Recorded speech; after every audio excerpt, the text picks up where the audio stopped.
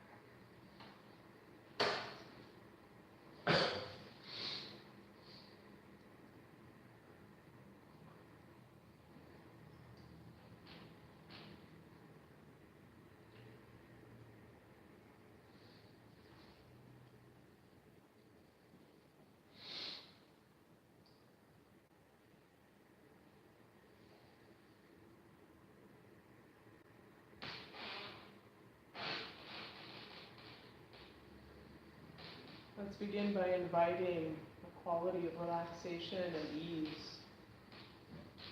starting with the face, softening and relaxing through the forehead and the brow.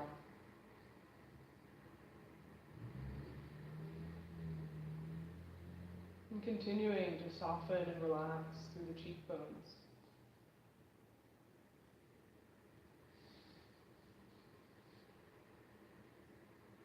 Melting and releasing tension in the jaw.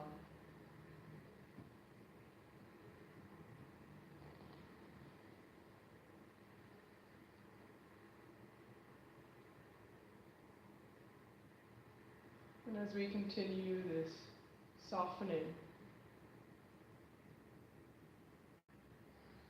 we're also inviting a quality of uprightness and vividness. We could imagine a softening and a loosening through the front of the chest and the belly, an easing of the limbs, while inviting an uprightness and dignity through the spine, from the sacrum to the very crown.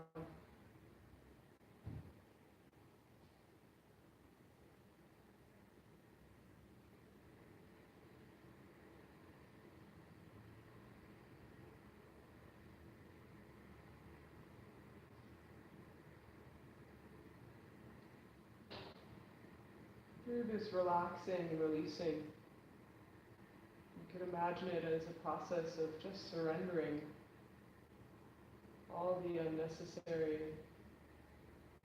and often unhelpful chatter of the mind.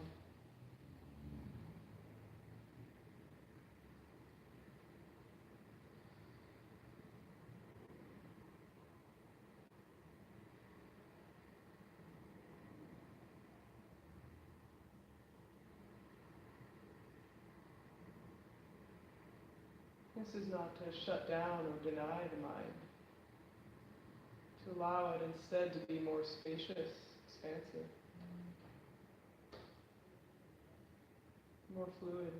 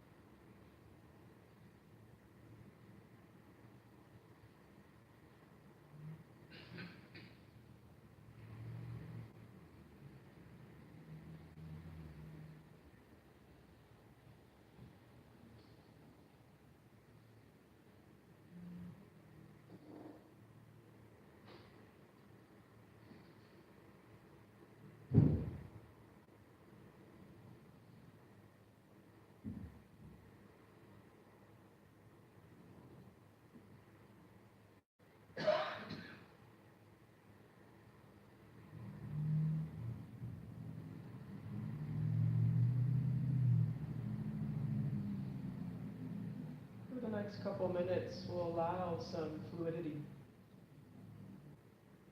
Letting the mind and body feel what the mind and body are feeling. But just keeping some anchor into this present moment.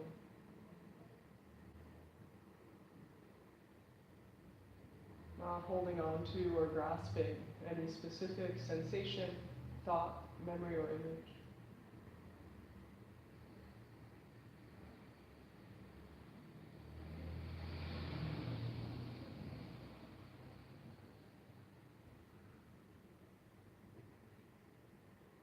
In fact, doing nothing,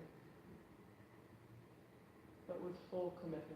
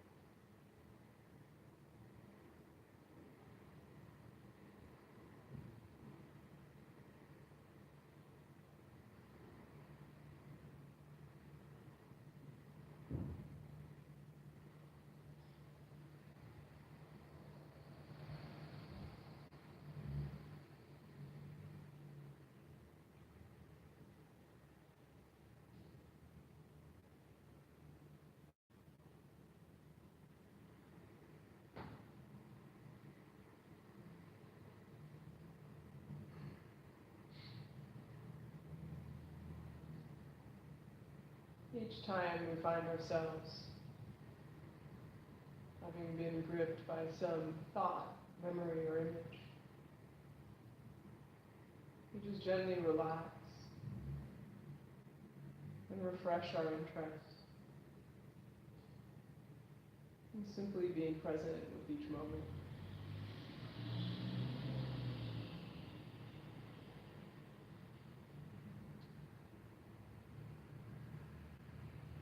Letting the waves of sensation, thoughts, and feelings come and go.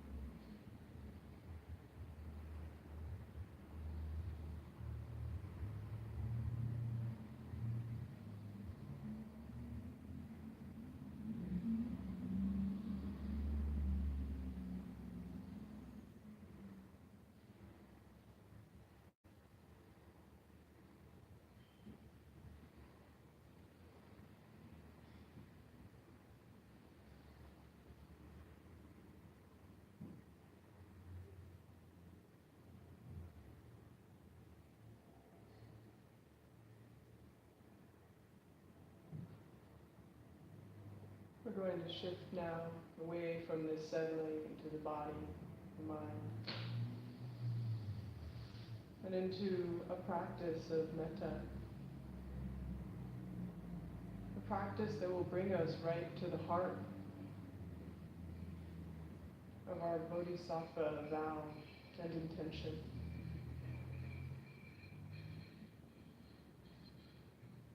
Our desire to be of service, to be warriors of compassion.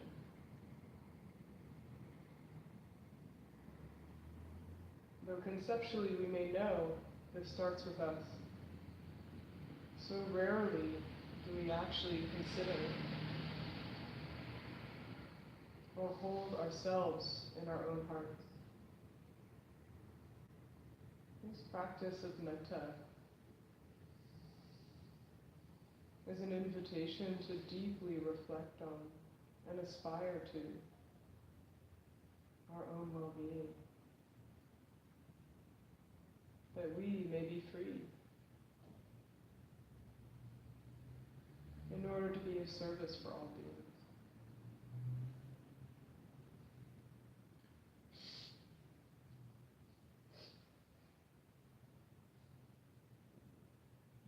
In this 4-part practice, we begin by bringing to mind and visualizing what it feels like when we experience true contentment and peace of mind. When we have a glimpse of that freedom of wanting for nothing,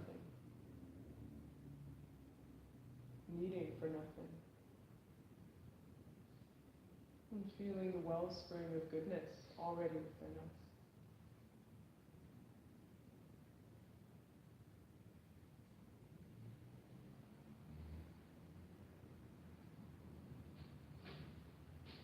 Though few of us can sustain this for very long, all of us have glimpses. Bring to mind such a glimpse. Maybe a moment where you had nothing to do and nowhere to go. No electronic device near you. And your mind could just rest simply on whatever it was you were looking at. And your body felt at least free enough from pain to not be a distraction. And things were okay.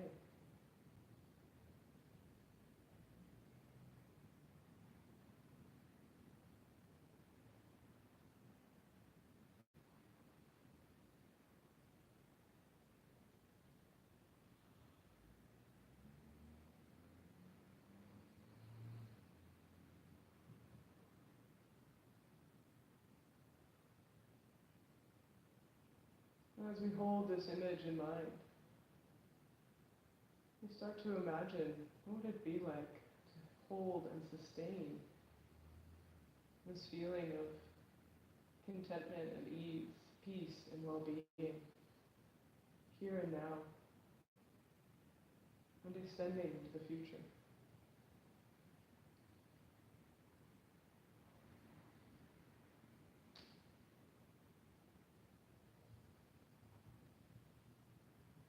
Maybe we can even start to feel some kind of hope.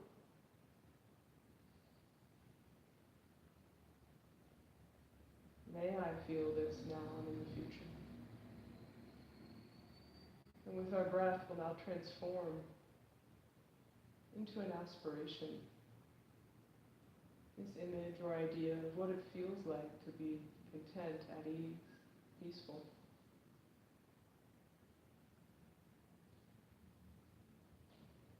Bring this vividly to mind through the inhale. And through the exhale, generate a heartfelt aspiration for that peace here and now. May I be happy. May I feel peace. May I know ease. Often we say those words so generally, and though they are beautiful, we don't attach them to actual experience. Let's really dig into this experience, what it feels like to have moments of freedom, of peace. Exhale, may I find more of these moments. May they sustain. And continue with the rhythm of your own breath and the words most resonant for you. Drawing in this clear image, sending out this heartfelt aspiration.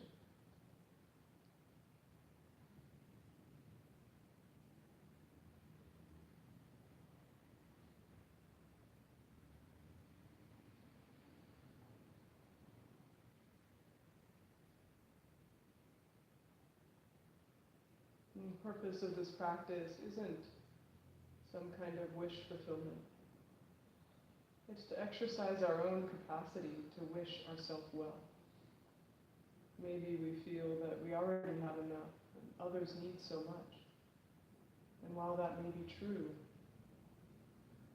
working on our own inner stinginess will help expand and open the heart to even those we don't deem worthy of our own care and kindness.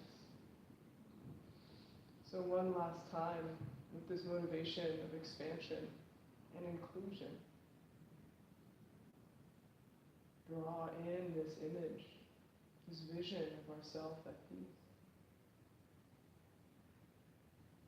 and extend out an aspiration.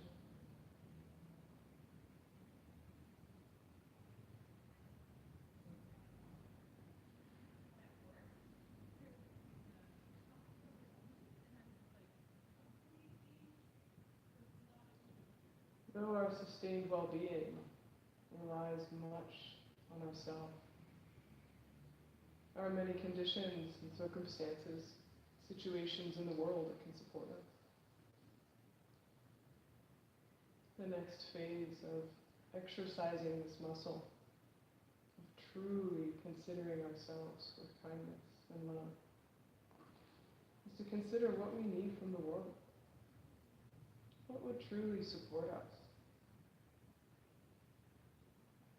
Who are the people, places, the resources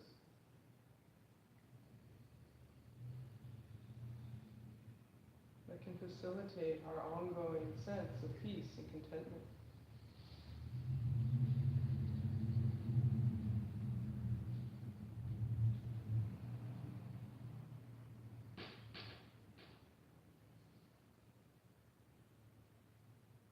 And again, with a quality of generosity towards ourselves, bring these to mind vividly and clearly. Some of them we may already have. Others we're missing or longing for.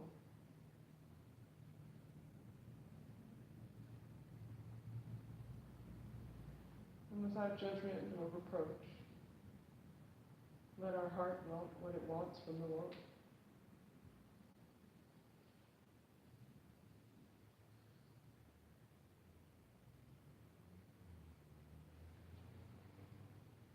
With an inhale, drawing in. And with an exhale, this heartfelt aspiration. May the world meet me in my need. May I be supported as I seek true contentment, deep-seated well-being.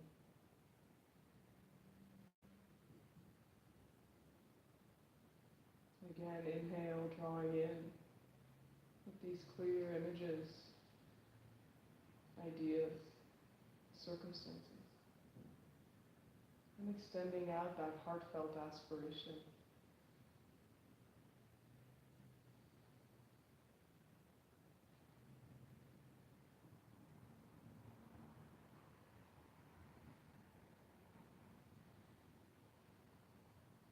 This may feel uncomfortable or edgy.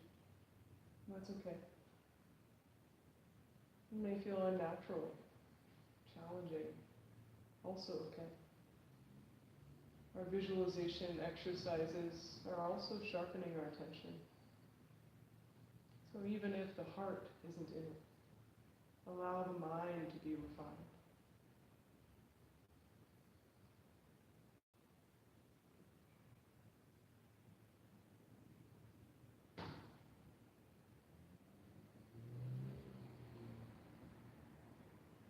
We now shift to the consideration of what we need from ourselves. What are the habits we could learn or unlearn? What's the new training or education that would most support us in cultivating a sustained and deep-seated sense of well-being and contentment?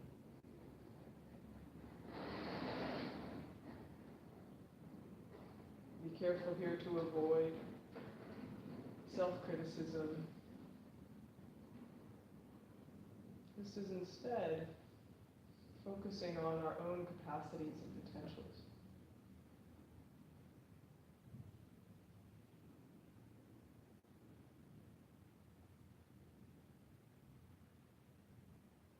And clearly and with discernment, identifying what are the ways you could most support yourself. And once again, on the inhale, drawing in with these ideas. And exhaling, may I find the strength and integrity to meet myself in order to sustain and cultivate deep-seated well-being and contentment.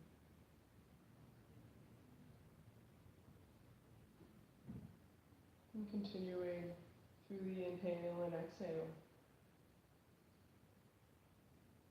to dig down into these clear aspirations and extend out with a full, generous heart.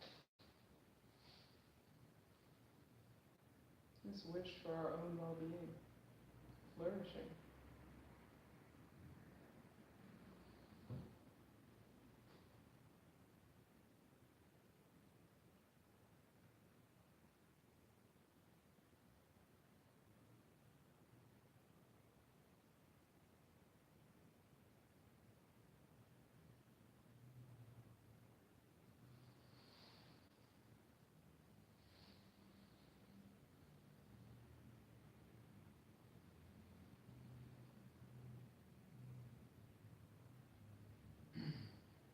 We now shift to the final phase of this practice.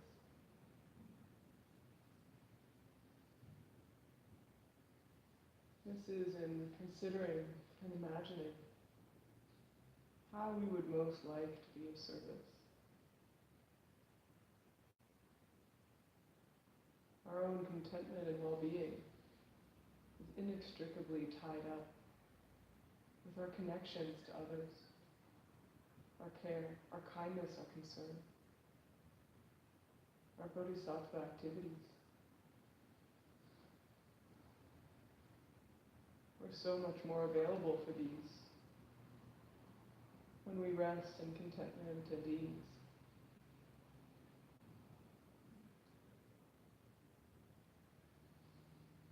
Now that we've asked for a true sense of well-being that can be supported by the world and ourselves, how would we most like to show up for others? What is the quality of ourselves we'd like to bring to our work, to our relationships, to every interaction?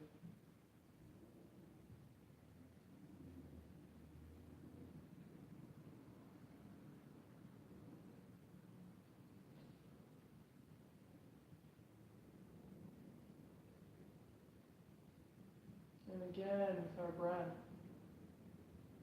through the inhale, clearly bringing to mind how we would most like to be of service. And exhale, this aspiration and intention. May I be of most benefit.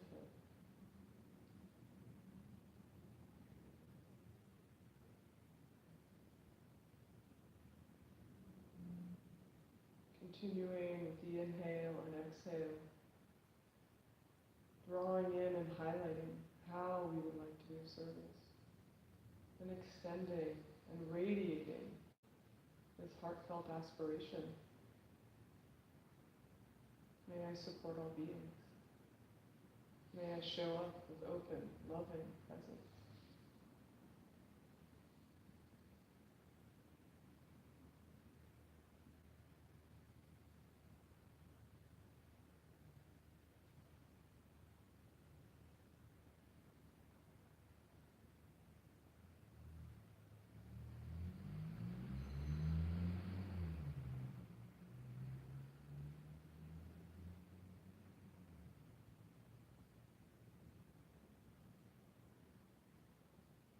Continuing to radiate out this intention and aspiration.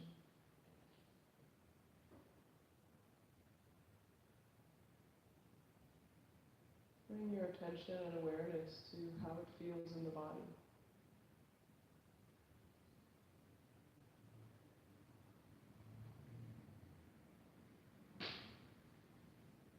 What's the quality of the heart?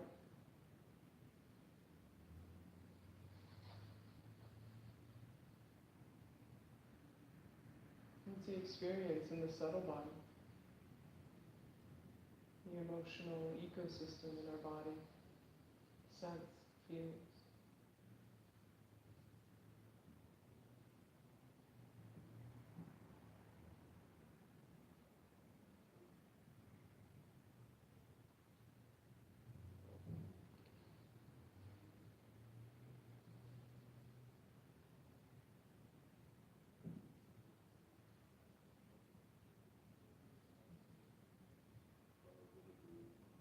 Feeling into this body as a body of metta.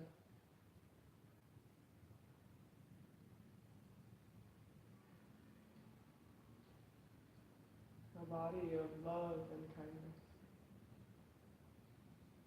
towards ourselves, towards each and every being.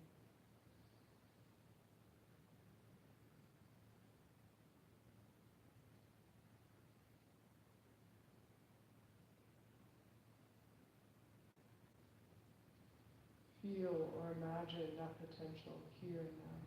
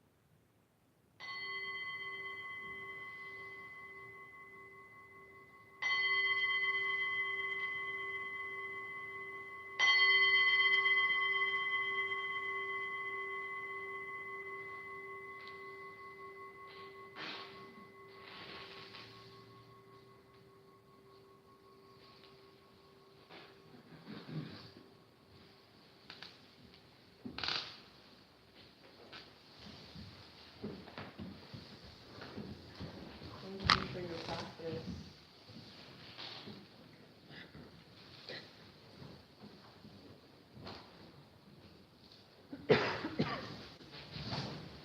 Comments, questions, reflections?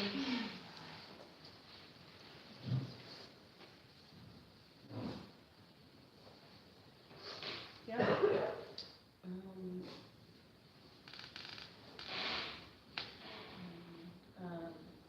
I'm feeling angry today. I got angry on the way here. Probably angry Talk from about anger. a long day. I mean, I realize that the anger is coming from hurt.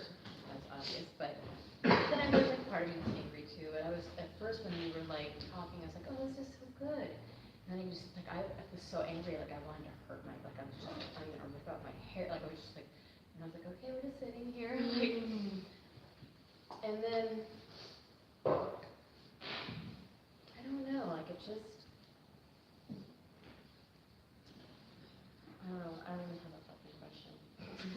Great report. I don't know that I feel any less angry right now.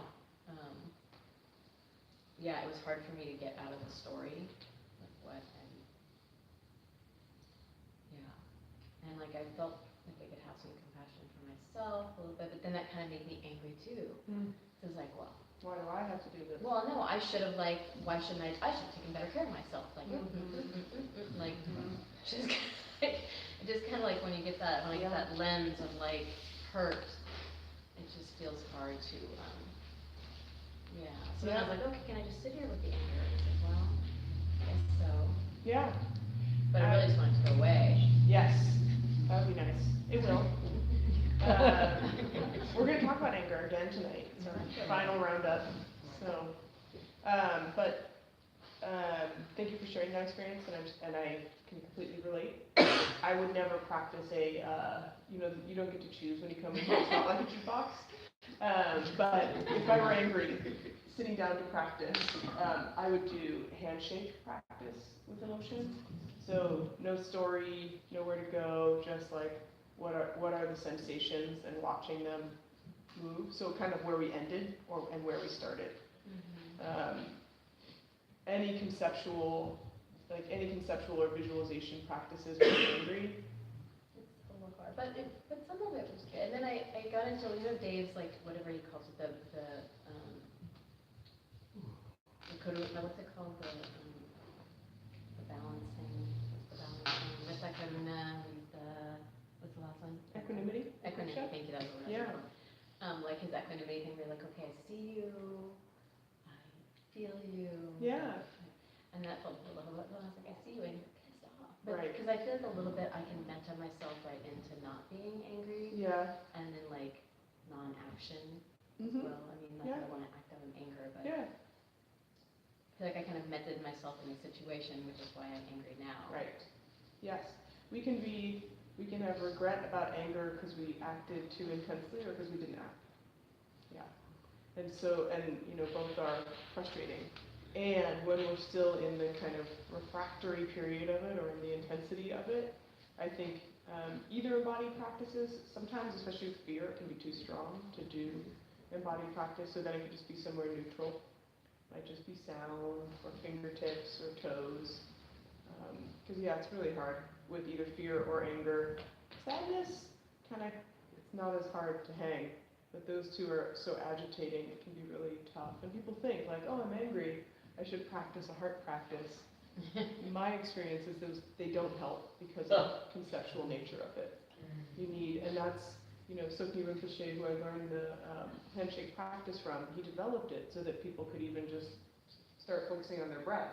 I mean, if every time you sit down, one of your frustrating or anxious, episodes comes up, you won't get anywhere. So it's good to have some strategies to work with it. And, glad that something helped a What's bit. the handshake? Handshake practice is essentially just meeting the feelings, not trying to push them away, not trying to embrace them. You're just meeting the feelings right as they are. And that might start off like some tension here in the neck, and then eventually it's to the belly, and then it's back up to the neck, and then it's somewhere else. And just at a basic physiological level, our emotions only last 90 seconds. The rest is us re-triggering through our mind. And it's hard to not re-trigger. But if we just tend to the felt experience, we are less re-triggering, and they will dissipate and shift and change. So we can kind of familiarize with that experience. Good. Other folks? Yeah. You said something along the lines like find out what kind of experience or training that I might need so I can be. I felt like, what do I need to get rid of? Good. I don't need to gain anything. Yes. I need to maybe focus more on, fear or anger, getting rid of something. Good. Yeah. It may be more helpful. Yeah. To me, the way I feel right now. Yeah, I like that as I don't need more things. I need to kind of let go of or be at peace with more things. Yeah. And did people struggle with that one of not just a kind of massive to-do list of self-improvement? Hard. Like I should drink more green juice. Someday I'm going to clean up my garage. Then I'll be much more active Bodhisattva.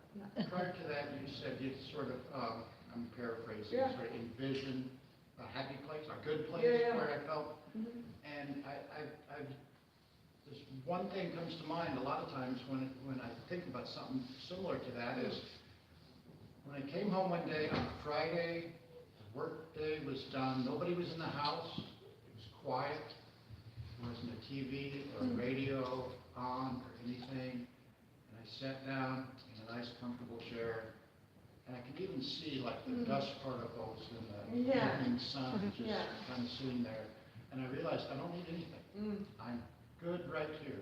Beautiful. And then it went into, okay, what kind of training? I don't need, I'm good.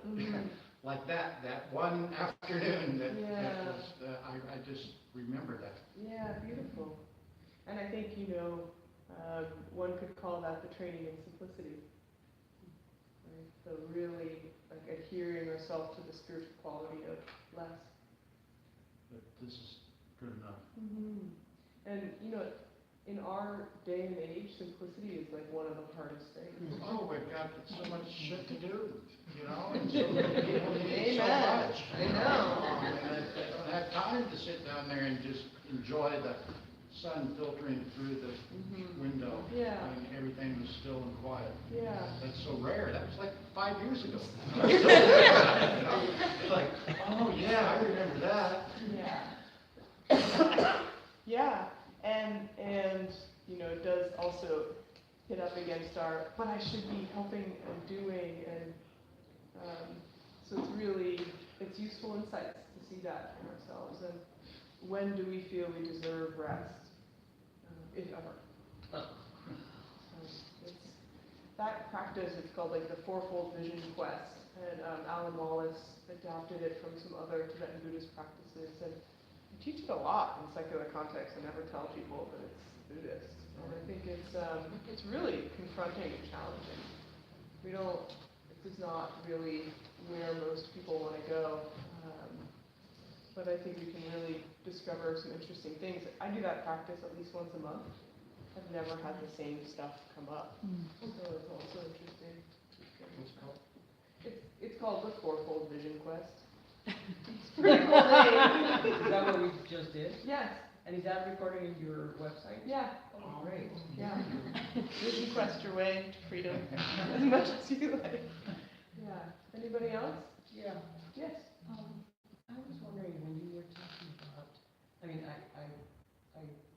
visualized the time when I was really content, and happy and that I didn't need anything. And then at some point you said, I think visualize what are your aspirations when you want to give to others, I think it was. Yeah. So I was just wondering if that's what we're supposed to wish to others, that contentment, that happiness, that simplicity, Yeah. which I was thinking about a situation going on right now in my family and my family in Mexico. And I just really would want like some letting go of past whatever resentments or whatever, and really find reconciliation and peace, and just and so I don't know. Yeah. Just wondering what would be That's a beautiful aspiration, and many traditional metta practices invite us to really visualize someone close, neutral, someone we don't like, and send that wish of real joy and flourishing to them. This practice is really supposed to be about us. And ironically or not, us being happy requires being of service to others. And it's interesting because this is a very Buddhist idea, and all of the research supports it. So in looking at what makes people happy globally, you look cross-culturally, comparing, what is it? Is it, cupcakes or Ferraris? And it's Ferraris. And it turns out that, one of the things, of course, this word happiness is very complicated, and we kind of use it as a Trojan horse in the kind of work I do, like, oh, happiness, science of happiness, being happy. And what we really mean is purpose and contentment. Because that's the sustained well-being or deep-seated, there's no good word. In CEB we used to use genuine happiness, and everybody was like, that's, I don't know what that means. What's ingenuine happiness? The idea is to find a kind of happiness that's less conditioned by outside circumstances. And there's where we find more freedom. And one of the ways in which we find an unconditioned sense of happiness is being of service to others. Period. Not just because we're Buddhists, but literally, that's what makes people feel good.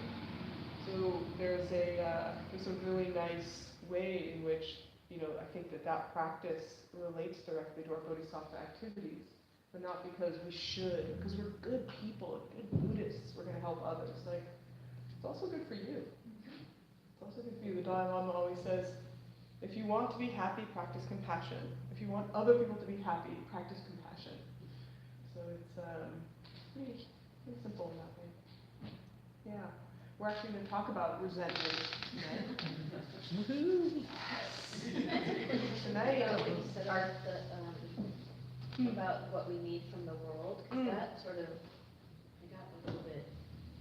Yeah. It's confusing, and yet not. I mean, it was easy for me to envision, but then I felt like I was kind of, I don't know, it felt not unwholesome, I don't like that word. Right. Kind of, like I'm trying to change what is. Yeah, I think so. The way I understand it from Alan and practicing myself isn't wishing for cupcakes and Ferraris. Like I want those things to make me happy, but also the very real kind of recognition that we are not islands on our own, and we're not totally self-sustained, and we can't completely be okay without certain causal conditions to support us. And to really, we actually can find really wholesome ways of what to wish for. So if what I want from the world is for that person to not do well, we might, we might want to check that one out. What about like I envision a little house in the woods? That's beautiful. And I think part of it is the aspiration, the intention of it is to keep our heart open to ourselves, to wish really well for ourselves, not to set ourselves up to be let down, but just to be able to exercise that capacity. And it's hard because then we get attached to it. But I wish for that house in the woods, and that's what I need. That's what will make me happy, right? So, some of the things, the simple things I always think of in that part of the practice are more like supportive relationships, physical health, enough conditions. money. It's like conditions versus specifics. And yet conditions, and yet sometimes still you get really, like I want a country that's peaceful. I want a world that's equitable and free from oppression. Okay. Yeah, right. So, and I still think it's like we have to have aspirations. We have to have some, and that's going back all the way to the beginning to aspirational bodhicitta. I just love it. This quality of wanting to offer the very best of what the world has for the sake of all beings. It's not even yours, but I wish every single rainbow to be viewed by all beings and lift their hearts. That's an aspirational bodhicitta. It's like, you can't really make it happen, but it allows your heart to be open with that kind of love. And so it's aspirational bodhicitta for us. May I find the peace that a house in the woods would give me. That would be so peaceful. Except for the termites. But so there is the real quality is getting our heart moistened for our own well-being. Or what does that house really represent? It represents quiet, or like you said, slowing down, simplicity, and those are things that. That the heart is wholesome to long for. And even if it isn't real, it doesn't mean we can't want it. So, it's really. When I'm teaching it, I don't do this, but generally when I do that practice, I'm many Dharma tears, just for the beauty of like what I could imagine for myself to experience and how tender that is. Because generally we're like, I hope this doesn't happen, as opposed to, it would be wonderful if these great things happened. You know, we're kind of hedging, or I'll speak for myself, I'm hedging defensively against the worst, as opposed to truly opening myself to the very best. Yeah.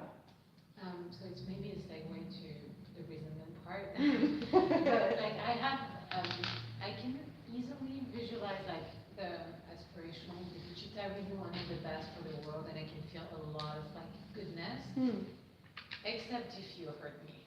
Yeah. And that I practice like metta, and like it just I can't. I feel like I'm just a fake fraud. Yeah. And I don't wish them Good. on at all. Yeah. I want them to suffer. Yes, very authentic. Yeah, and we are getting there. And there's some very like hit specifics. So I'm trying to be adherent and patient to this book. There's a couple of these first verses that I am not sure how helpful they are to us in this century, but we're going to just cruise through them. And then we get to the resentment. But the short answer, we'll get there, is I was really heartened to see, I had forgotten this, that Shantideva gives us the out of, it may not be possible to have compassion for everyone, but you can at least withhold anger. And so that, so in the last couple of weeks, we've been working on patience and this quality of patience and how patience gives us all this opportunity to have kind of the most profound practice of austerity, not giving into those like juicy, kind of really attractive feelings of being mad at someone. Right? And so patience is this like, it's this pretty noble, pretty hardcore and austere way of being with some of our more afflictive and contagious emotions. With that patience and with that practice of patience, it means, what Pema Chodron calls in the secondary text, we have to go through kind of a detox. We have to detox away from that kind of immediate hit of like, but they're wrong, And part of that is starting to, tend our mind towards what's more wholesome, finding the joys of simplicity. And then part of it is also this dedication to this path in general. And like we can't make any progress if we are getting hooked over and over and over by anger. And so we may not be ready for compassion. I've totally done that like dry, brittle, wishing compassion to someone, and it's like, it's gross. Like, nobody benefits. Like they don't really feel it, it's kind of like, oh, maybe you're happy, but I don't really like you. It's not good. And so I don't think it's good to force it. And that's always been my own, like, well, this is my experience, so this is what I believe. I was very heartened to be validated by the 8th century text saying, yes, don't force it. And you can still practice this refraining from anger. And there's clear reasons why. So we'll start with these couple verses. I know I gave a really exciting introduction to them. These are the ones you're not sure, like, for Yeah. 2019. Yep. Well, what they are attempting to do, I'll give you I read them like 6 times in just the 2 hours before. I was like, I still don't like them. I know what they are trying to do. So I'm going to read the secondary analysis of Pema Chodron first and see if that helps, because it helped me when I read it after. Shantideva argues that any belief in a fixed or permanent entity doesn't make sense. If it hadn't yet manifested, then it could never come to be. If it already existed and was drawn in a certain direction, it could never cease from doing so. In other words, if things were fixed the way we think they are, then nothing could ever change. So these verses are really specifically kind of trying to poke holes in pretty materialist worldviews of the time that really idealized a self, a person, a god, a soul. And so Shantideva is trying to tear those down in order to point out what I think he says a lot more effectively, that everything is made up of conditions. Everything is made up of change. and kind of the Buddha's very specific and repetitive refrain. Nothing is unchanging or separate. Nothing is unchanging or separate. Not in ourselves, not outside of ourselves. So here's the verses with all that preamble. That which is referred to as the primal substance, that which has been labeled as the self, do not come into being thinking, that is how I will arise. Does that confuse other people? I think the idea here is this primal substance, the self, it isn't like a self-fulfilling, intentional being. Like, I'm going to come onto the planet, be born to these parents as Eve, and I'm going to be exactly this way. And that's going to be me in this self. That our self isn't so well thought through, isn't so conceived of, is a little bit more open than that. That which is not manifest is not yet there. So what could want to come to be, and permanently drawn towards this object? It can never cease from being so. I'll say it one more time, but I tell you, I've read it 6 times. It's obviously translated, right? It's translated. So there's probably something lost in the translation. I looked at both translations, and we can look at yours too, but that which is not manifest is not yet there. So what could want to come to be? And permanently drawn towards its object, it can never cease from being so. The idea is essentially, is there anything that is kind of always drawn in one specific direction, that is kind of meant to be from its very inception until its end exactly as it is? Or are things actually more changing and less fixed? Indeed, the self, if permanent, is certainly impassible. And should it meet with other factors, how should they affect it, since it is unchanging? So that's a little more clear. If the self is permanent, if it's fixed, then why are we even in this room? Why are we even trying? Nothing would ever change. If when things occur, it stays unchanged and as before, what influence has action had on it? They say that it affects the self, but what connection could there be between them? So, again, Shantideva trying to point out emptiness to us, and yet he says it so much more elegantly here. All things then depend on something else. On this depends the fact that none are independent. Knowing this, we will not be annoyed at objects that resemble magical appearances. And this idea of this magical appearances, this is kind of, there's an often metaphor used in Buddhism that life is like a dream because of how much we project onto whatever is experienced to us.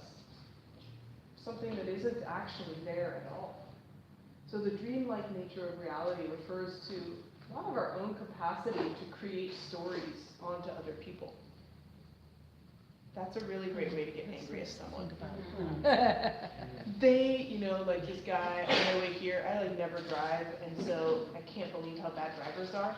And so I drove, and there's this guy in front of me. I'm like, this guy's trying to be in my way.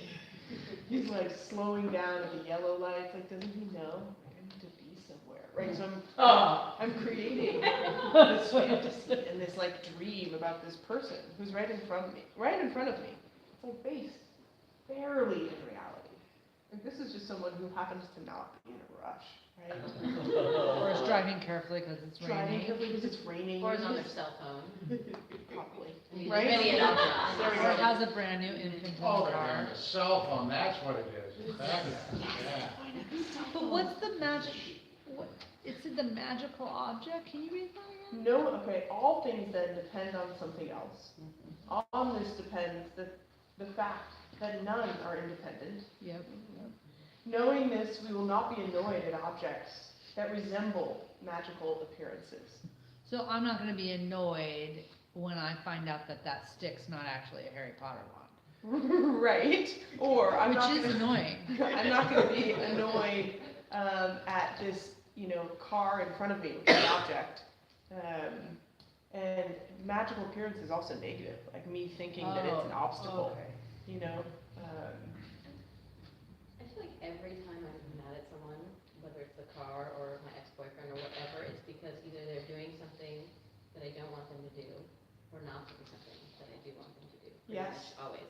Yep, that sums it up. Yeah, it's pretty much. And then I have a story, like, I have a story about that, because there's Yeah. something happening that I don't like.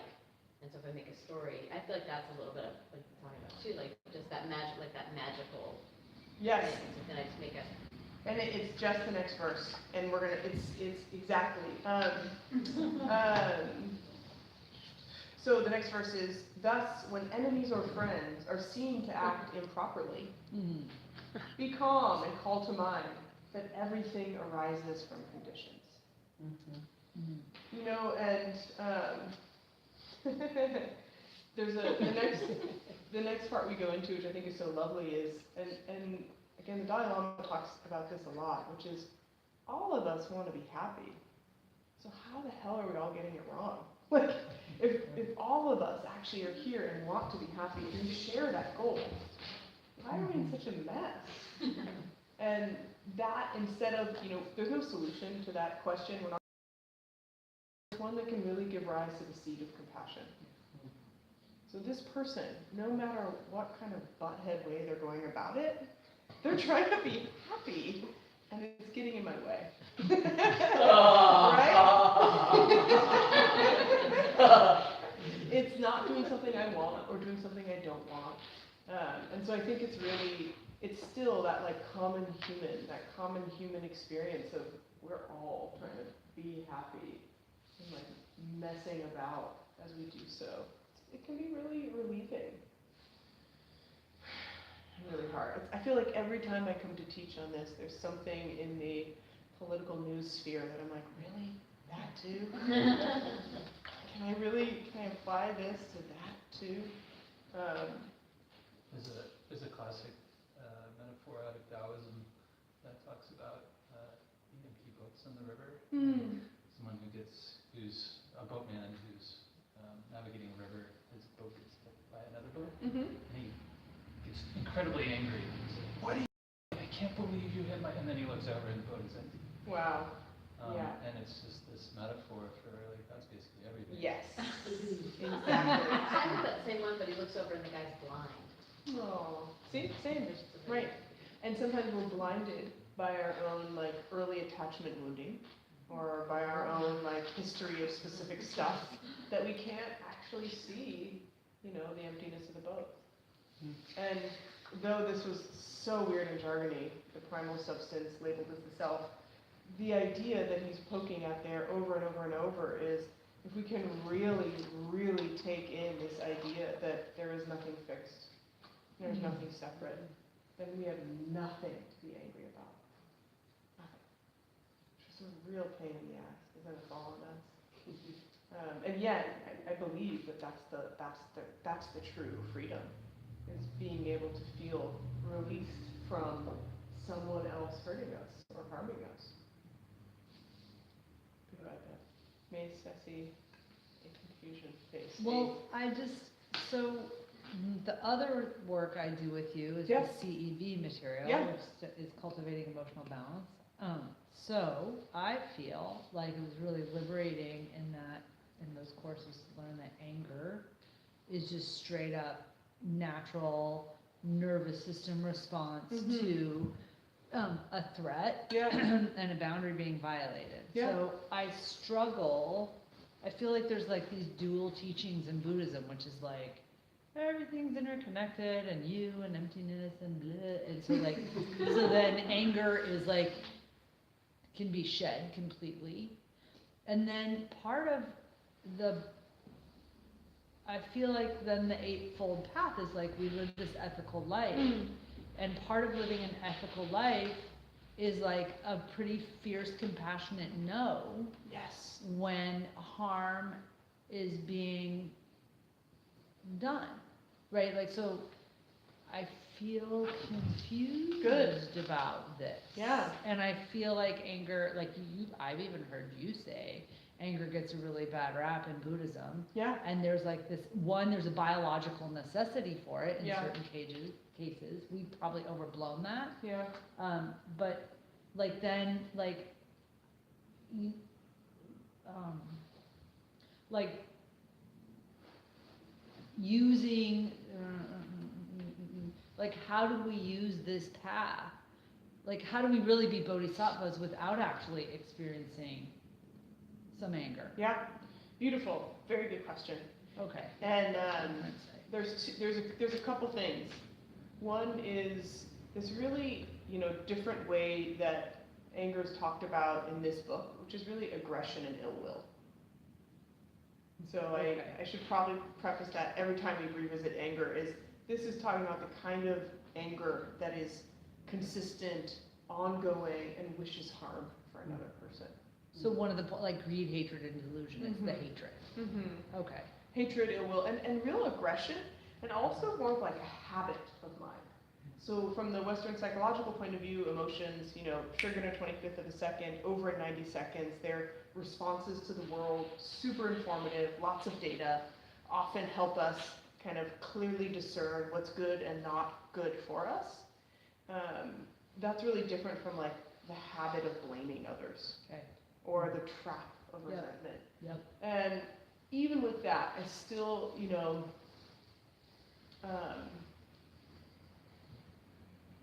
we'll never get rid of anger, period. Meaning from the Western psychological point of view. And we could get rid of a whole lot of it if we could really hang out in emptiness. And not emptiness like nothing happens, but emptiness like no person is out there in a solid and fixed way and causing me harm, even family members. Well, like you said, understanding the condition. Yes. That is huge. It's so hard.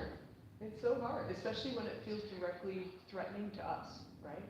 Someone is doing something, it's hurt in the past or currently hurting us, and we have to think right in that moment, oh, but it's their conditions and all the hard things. Like it's so hard at that moment to be expansive. Anger really, I taught a half-day workshop today over at the VA, and on anger. So I was really fired up today. And there was a couple people who described these pretty intense anger experiences. And they were very specific on like how much it narrowed and like tunnel visioned them. So anger has a quality in which it's really, it really is like we can see the world through the lens of our anger. And really tough to get out of that, And indeed, if we kind of hang out there, those seeds of aggression start to really flourish, and we do get into the territory of what we're trying to overcome, these like mental habit of anger and ill will. Now I'm confused. What is anger? Because like I said, I was angry, but I'm not even sure that that's what. So anger, from the Western psychological point of view, is kind of family of emotion, including everything from like mild annoyance to rage. And often it's triggered by something blocking our way. That can include things ranging from injustice to being falsely accused, Car cutting you off. road rage, car things, all things car. Not getting what we feel like we need. Not getting what we want. But that can also make us feel fearful or sad. So there's some universal characteristics of anger, and yet, depending on us and our history, or even depending on like a certain day, how we respond to the same trigger could change a lot. So if you don't actually have ill will, you could still have anger without ill will, right? You could have.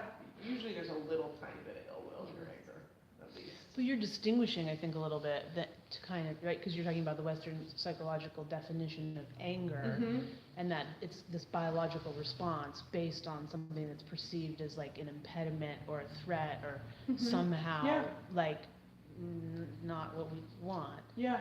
Versus this anger that is being discussed in the text, which is a different, more rooted, like as if it was the planter's wart of anger. Like it Yeah. can turn into that, and that's Yeah. what Shantideva's Yes. speaking, referencing. Yeah, And I think what you might be referencing from the Western psychological point of view, that expression of anger is something that naturally occurs and arises and goes. yeah, Like it's the whoosh, yep, and you experience and it happens and it's natural, yeah, versus the perseveration of that, right? Because then you would get back to that thing that you're talking about, re-triggering. mm-hmm, We, through our cognitive perseveration, make that into this planter's word or this habit of mind.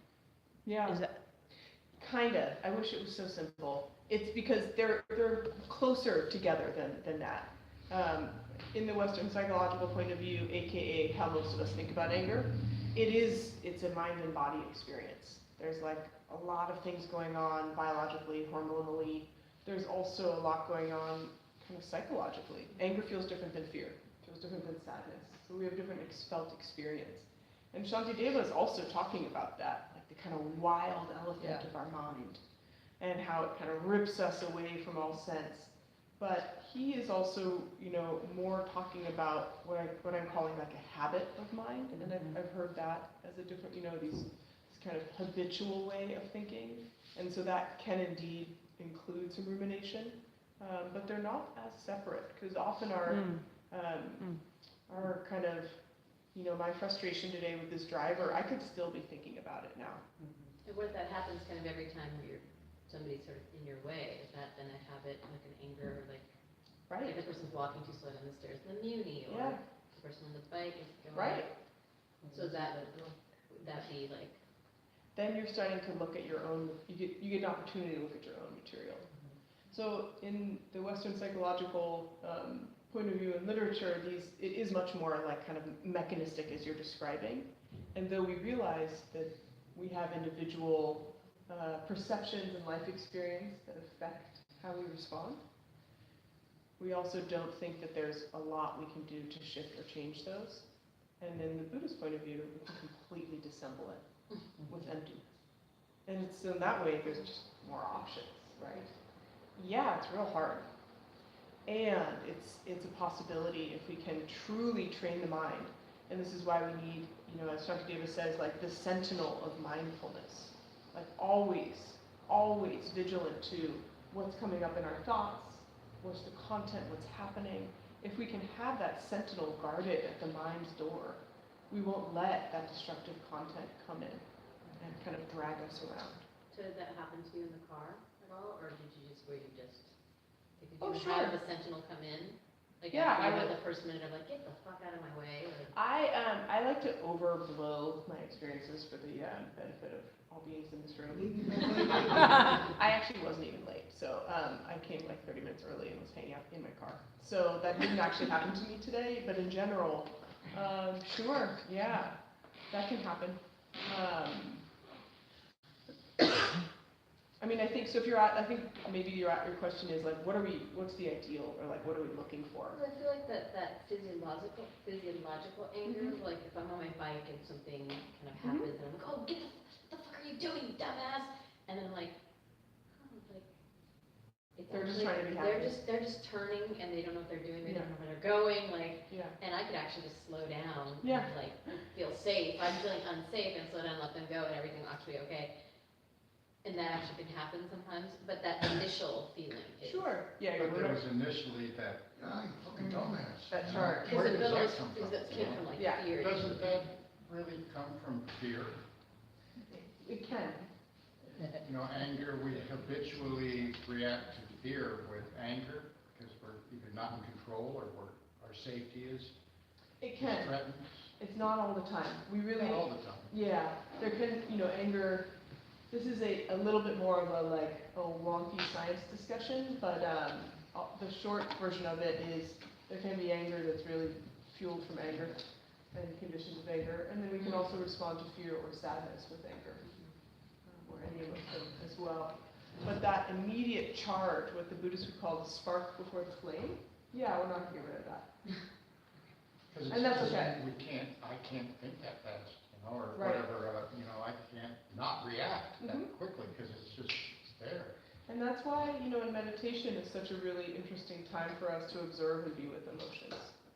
because we are in our own little kind of laboratory and able to identify like, oh, what's that like spindly little like discomfort feeling traveling up my stomach and up my chest, and oh, I'm pissed, right? We actually notice the emotion as it arises and watch it kind of cloud our experience and like drag us, and we're front row seat, and it's really useful.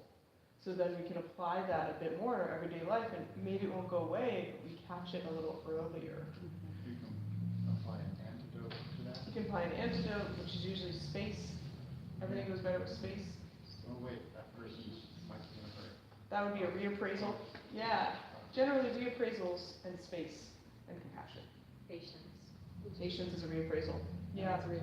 yeah, like patience as this is really good training for future adversity. There's so much complexity, and in the grand scheme of things, is it that bad? But those are the patient reframes. Yes?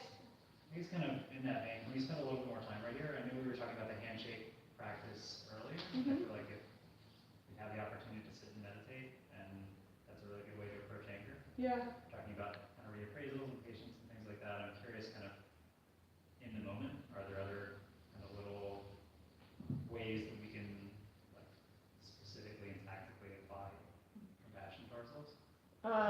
Absolutely. And I really think practicing as we're meditating or practicing on the spot is the best. So, you know, in your minor frustrations on a day-to-day basis, not the big ones, the minor ones, that's really where to practice these strategies. And that might be like,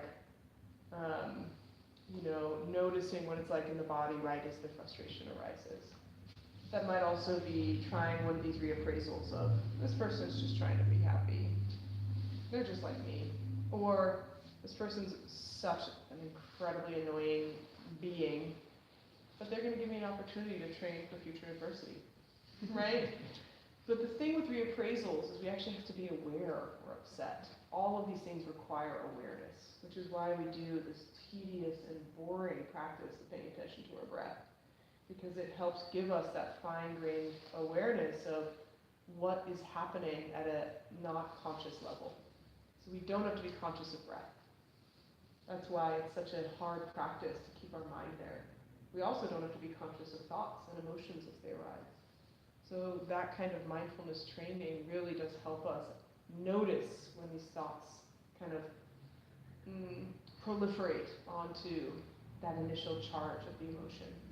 And what about the big ones? Like when it's not a little day-to-day frustration, you're like full-blown rage.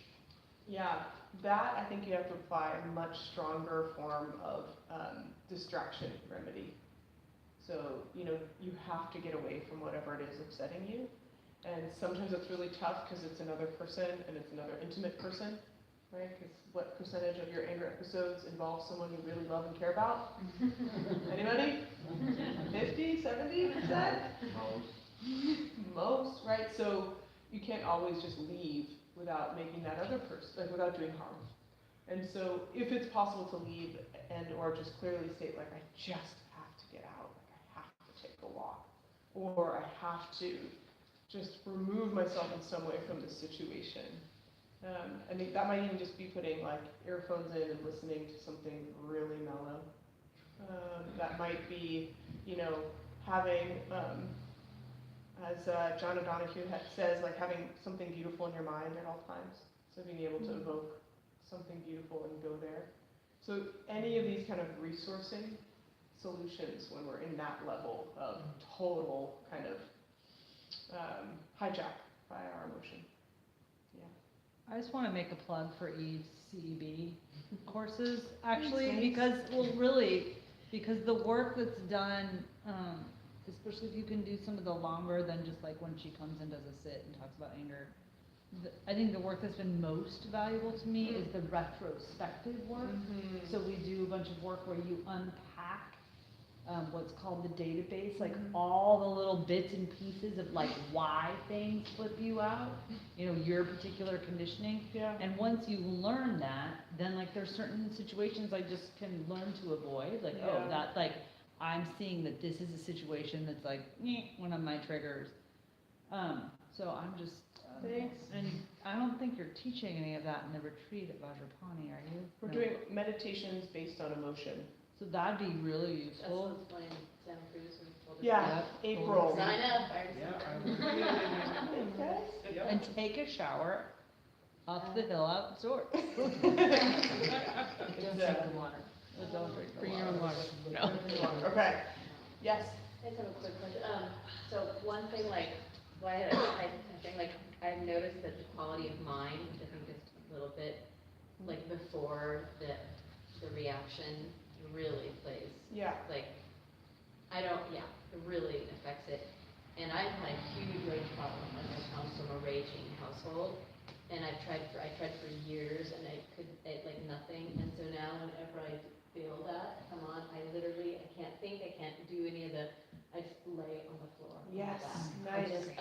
I'll be at work, and I will just I'll be like about to smash the computer, and I'm like, lay down. And I just lay down on the floor, so somebody comes like, what are you doing? I'm like, I'm laying on the floor. But it's like the only thing that has worked, because there's just like nothing, I have no capacity to do anything else. That's awesome. Yeah, it's so great to have a strategy that actually works. Yeah. Yeah. Well, it's also not Everybody loves anger. bypassing, right? I mean, that's the careful thing that's coming up in my mind of like reappraisal or whatever. Sometimes we reappraise too quickly. You know, there's Yep. a way in which we really need to be present with Yep. the emotion, right? We really need to make a home in a way for anger, not in the perseveration Yeah. kind of, as I was saying earlier, like planter's wort style, Yeah. but more of just like what I hear Cassandra kind of pointing to, Yes. of like, I just lay down and I'm just present, like Yeah. crazy with this. Yeah. And sometimes there's important data worth mining, and sometimes it's just like the same old goddamn story. And, we find our way through that. That's as what I well. was wondering about, like, is that what Shantideva is referring to when, is this habit of mine is like the rumination of the same old story Yeah. over and over and not breaking away from it, or? He's And not how as, to- yeah, he's not as pointed on that, unfortunately. I think that there's a little bit of bypass just in this text, that the entire reappraisal, the entire unpacking is all emptiness. So, it doesn't matter at all why you're angry, ever, because everything is ever-changing and non-separate. And I love that. If that could just, Well, but still, it might not. So I think that there's a value in the unpacking. I think we can create more spaciousness or emptiness by understanding where it comes from, because it releases and reduces some of the feelings of shame around our emotions, specifically. Yeah. So you said space and reappraisal, so what's the space component? Space really is our emotion. If we think about the last time that we were angry in a way we regretted, our anger is like completely overcoming our ability to see things clearly. And when we even get just the tiniest bit of space, like, oof, God, I'm about to do something stupid, that's a little bit of space. And like the more space we get around the experience, the more opportunity we have for choice. And space is equanimity, and it's really, it's totally non-describable. We have to try it and feel that kind of freedom. And then once we do, it's easy to get hooked. It feels great to have space around those difficult emotions, and we seek it. And then all of these texts, all of even Western psychological science, we can replicate it by just simply paying very close attention, really noticing what's happening right before I become angry. What is it like in my body as I'm angry? How do I respond? If we are close studies of this, and nothing better to study, then we are really going to find our way to freedom and space. So space, reappraisal, and distractions, all of these are like strategies. I would only recommend distraction, because distraction can absolutely lead to bypass. So I think most people operate on the distraction/suppression level, and that only temporarily relieves. But rage is something that you have to do that with, because its destructive capacities are so profound. That's why if you lay on the floor, you can't really destroy anything. Like you actually lay there, you can't break anything. It's even hard to kind of yell at anyone from there. It's really kind of you're really incapacitated. You just I think we need another chapter in here on laying Lay down. on the Well, it does say be like wood. No. Yeah. Wow, guys. I love talking about anger. What? Let's we have we're gonna still talk about anger since we have 2 more. She wants to know the resentments part. What? Said no resentment. I want to know. Oh, okay. Here we go. I mean, the resentment part really it starts here with this. Thus, when enemies or friends are seen to act improperly, be calm and call to mind that everything arises from conditions. If things occur to living beings, following their wishes and intentions, how could sorrow ever come to them? For there is no one who desires to suffer. So I'm going to say that one more time. If things occur to living beings, following their wishes and intentions, how could sorrow ever come to them? For there is no one who desires to suffer. Yet carelessly, all unaware, they tear themselves on thorns and briars, an ardent pursuit of wives and goods. They starve themselves of nourishment.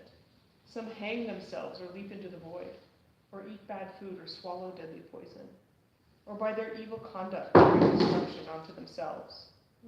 For when affliction seizes them, they kill themselves. The selves they love so much, how could they not be the cause of pain and suffering for others? So this idea that, in our pursuit of wives and goods, or cupcakes and Ferraris, we are seeking happiness. And yet, we create these conditions that are almost unlivable for ourselves because we so miss the mark on what will actually create contentment. And as such, we then kind of thrash against these things that we've created that are holding us back. So of course we're going to end up thrashing you in the meantime. Look what we're doing to ourselves. So this another way of helping kind of break through resentment is understanding that it's the very simple idea that people are trying their best to be happy. This is literally the best they can do. That person is being so rude to us. And when, as victims of defilement, beings even cause their own destruction, even if compassion doesn't rise in us, we can at least refrain from being angry. If those who are like wanton children are by nature prone to injure others, what point is there in being angry, like resenting fire for its heat? And if their faults are fleeting and contingent, if living beings are by nature wholesome, it's likewise senseless to resent them, as well as being angry at the sky for having clouds. So, if you want to resent someone who is really like a child, what's the point, right? You're just being mad at fire for having heat. And if you want to be angry at someone who just acted improperly but is generally a wholesome being, it's like being angry at the sky for raining. So it's all these turnings of the minds, all these ways in which we try to understand that this person, who it feels as though the way they're acting is against us specifically, with a spacious way of seeing it, it's not really about us. Doesn't mean you have to embrace them or love them or invite them home. You can feel non-compassionately not angry at them from as far away as you need to be. So appreciate everybody's engagement and interest and look forward to more anger, just a tiny bit more, and a little more patience. And I'm doing a retreat of Atapani for a long weekend in April. It's going to be really sweet. If you haven't been there, it's a very small location. I think we can only have about 30 people. And it's a silent retreat, but all the meditations are focusing on emotion awareness and resilience practices, so the 4 immeasurable qualities. They never refuse anyone for lack of funds. They have a really generous policy. So please feel welcome, everyone. Join us. Oh. Well, I was arranging with you. Yeah. Oh wow. Okay. There's some carpools. We are at the San Francisco Dharma Collective, which is a volunteer-run organization. We exist here on your generosity. So please, with all the wisdom of your compassionate anger, give money so that we can survive in this impossible city to survive in and be together. And let's just take a moment to dedicate the merit of our practice.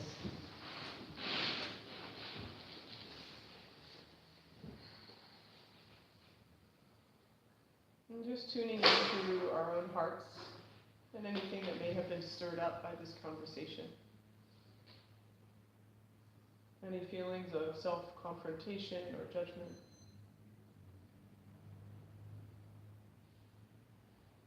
Any feelings of hope. Any feelings of connection and empathy. Let all of this be fuel for our own fire,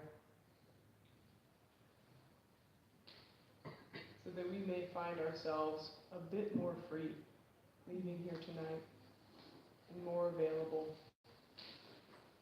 to support all beings.